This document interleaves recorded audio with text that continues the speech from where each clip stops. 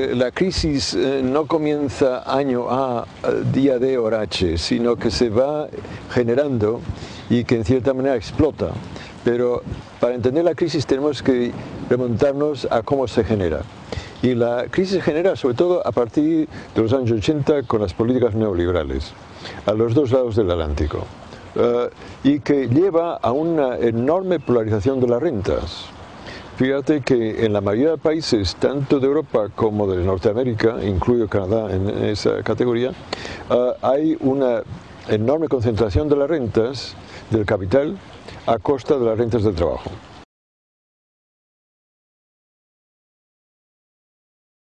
Cuando el año 2003 Aznar se pasea por Europa diciendo que hemos llegado al equilibrio presupuestario, más de uno le recuerda que lo ha conseguido a costa de mantener un estado de bienestar muy pobre y muy poco desarrollado. O sea, que el estado de bienestar y la clase trabajadora, las clases populares de España, han pagado el coste de la inclusión de España en el euro. Ahora, el euro está en peligro, se dice, de nuevo. Se exige ahora que sean las clases populares las que paguen para que los bancos alemanes puedan ser pagados a través de la ayuda del Fondo Monetario Internacional. Esto es lo que está pasando. O sea que la lucha de clases continúa siendo esencial y me preocupa a veces que la izquierda, al hablar de categorías muy genéricas, quedamos paralizados, porque si es o bien la globalización o incluso el capitalismo y todas esas categorías, quedas paralizado, porque oiga, no, es que tiene nombres concretos. En ese aspecto lo que hace Zapatero no es lo único posible. O sea, hay otras maneras de hacerlo. Ustedes están congelando las pensiones cuando el dinero que ustedes van a conseguir de ahorro es mucho menor que el que perdieron haciendo la disminución de los impuestos de patrimonio. Hay que romper con esa imagen de un determinismo económico en el que la voluntad política es que no hay otra alternativa. Y en ese aspecto, Atac ha sido magistral siempre recordar a la gente de que hay otra alternativa. La causa de la crisis es política, no es financiera, es política.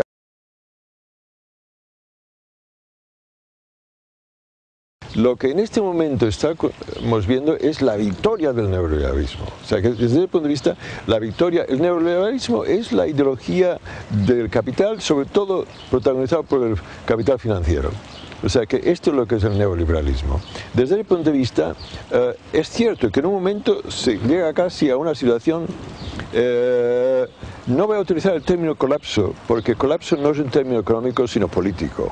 O sea, que en ese aspecto, si no hay una fuerza política que fuerce un cambio, el sistema no colapsa. Cuando la gran banca está a punto de colapsarse, se toma una decisión, que es salvar esa banca. Independientemente de cómo se ha hecho, que se ha hecho muy mal, pero ¿por qué salvar esa banca? Se podría haber creado una banca pública en la que garantizara el crédito.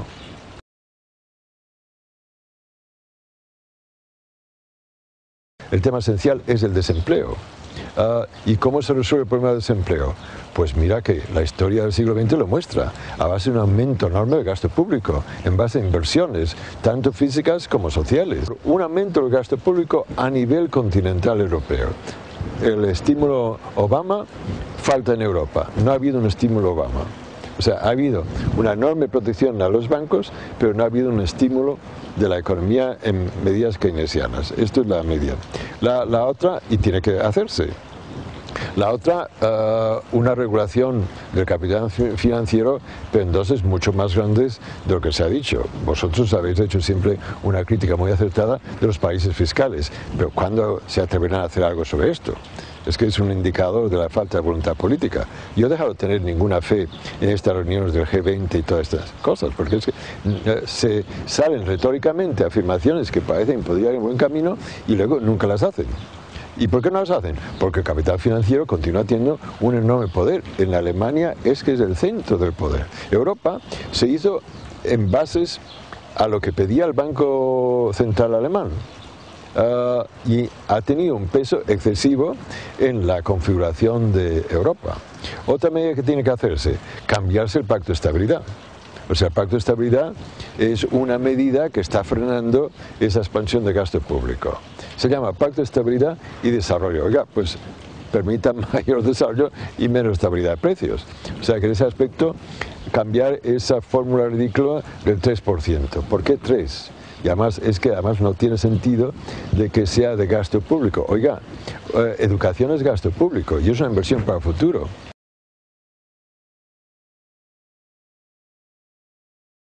Hoy un elemento que no se discute suficiente es cómo el capital está utilizando el nacionalismo para dividir a los sectores populares.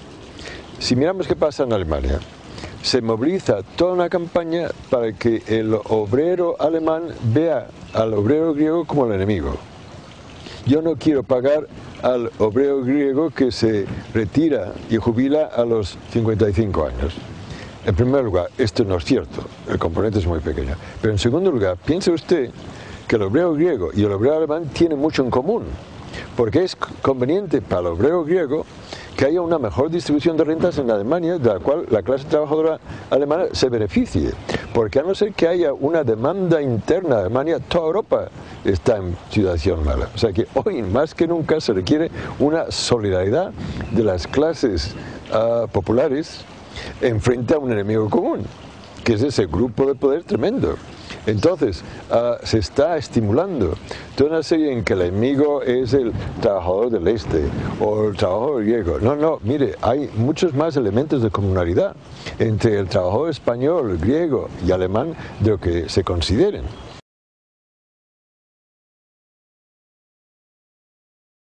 Los medios de comunicación están instrumentados por el gran capital y la mejor prueba es este país, con la excepción de Público. Aquí hay un dogma. Todos los 5 rotativos más importantes de este país han escrito editoriales a favor de las propuestas del Fondo Monetario Internacional.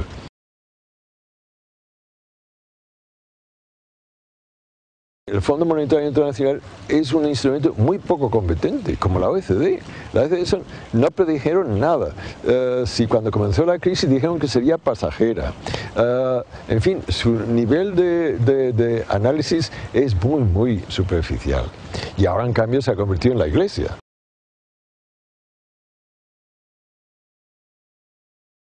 Hoy, el fascismo de clase trabajadora y popular es una realidad en Estados Unidos. O sea que en ese aspecto lo mismo puede aparecer en Europa. O sea, cuando los instrumentos tradicionales de las izquierdas no están canalizando el sentido antisistema que está generando en la calle, aparece la derecha con mensajes chauvinistas, con mensajes nacionalistas, y esto es una realidad. En el este de Europa el crecimiento del fascismo es tremendo. A mí me extraña que la prensa europea no haya detallado más. Es que vamos a estar gobernados Europa en Hungría, donde los que gobiernan ahora es la extrema derecha.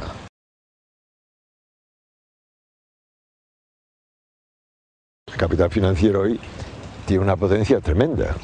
Fijaos que en Estados Unidos ya representa el 35% del Producto Interno Bruto, una barbaridad.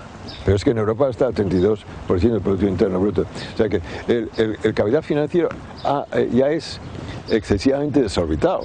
Y ahí hay que grabarlo, hay que reducirlo, hay que bajarlo para la propia supervivencia del sistema capitalista.